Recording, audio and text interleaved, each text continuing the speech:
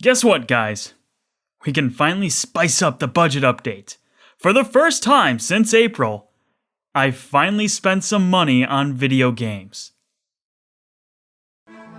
Golden Sun is a game I absolutely adore. It's a game I bought a few years ago from a spending spree on the Wii U eShop, and I'm so happy to have finally played it. Easily a new contender for being my favorite game on the Game Boy Advance.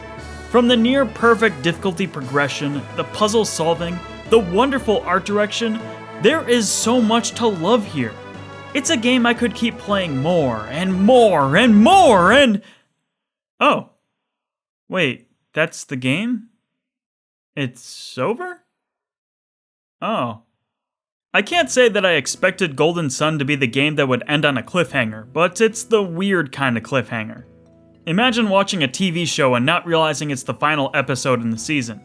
In fact, dare I say that Golden Sun is the first video game I've played where I didn't even know I was fighting the final boss until I looked up a guide to figure out why it was so hard.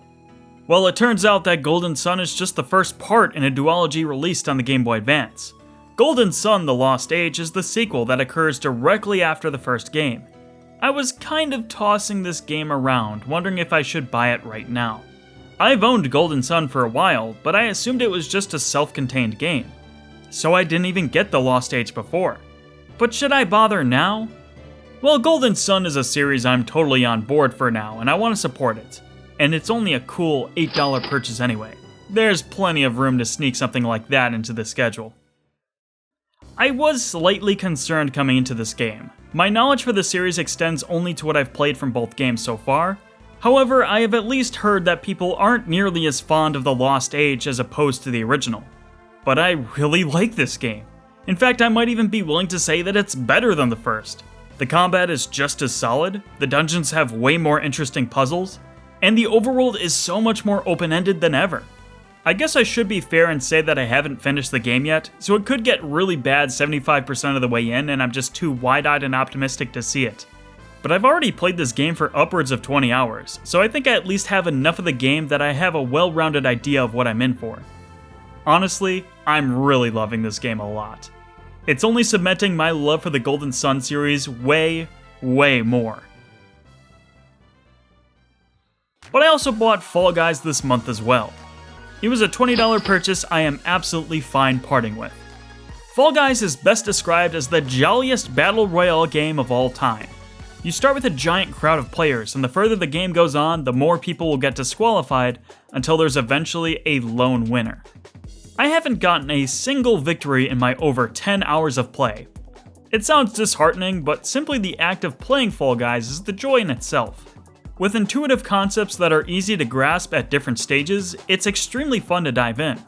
The game is especially fun if you can get a couple players together to run around with. However, it's also relaxing enough on its own to queue up solo and play for a short while. It was a game I was also very cautious about purchasing. I was afraid it was going to be a fad that died out after a couple weekends, but it seems the game has more momentum than I initially gave it credit for. There's been a ton of support from the community, the developers seem to be constantly working on new updates, and I have at least one friend who is always down to squad up. While those were the only two games I bought, they weren't the only new games I've played.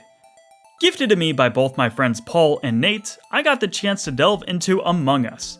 Because give a man a fish, he'll be fed for a day. Tell your friends you're doing a personal challenge for not spending money on video games during 2020, they'll buy every game for you, no questions asked. Now I'm quite bad at deception games.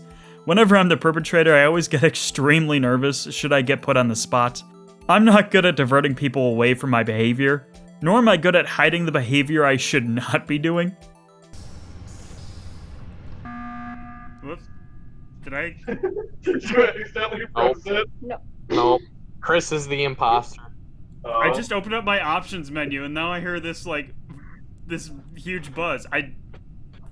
Nah, Chris is the imposter. I saw him vent. Kick him out. Kill him.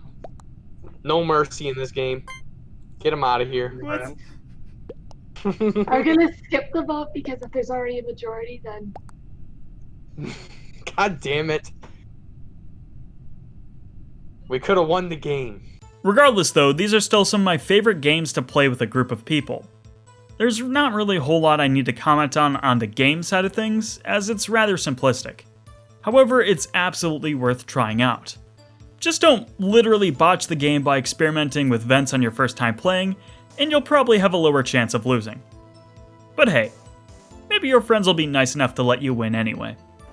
Of course it was Chris. God fucking damn it. Okay, serious question.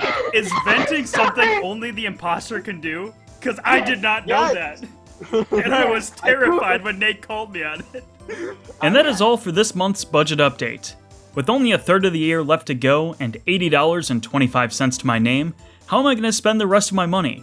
Am I going to hold on to it, hoping that there's one last game to come out that I don't know about?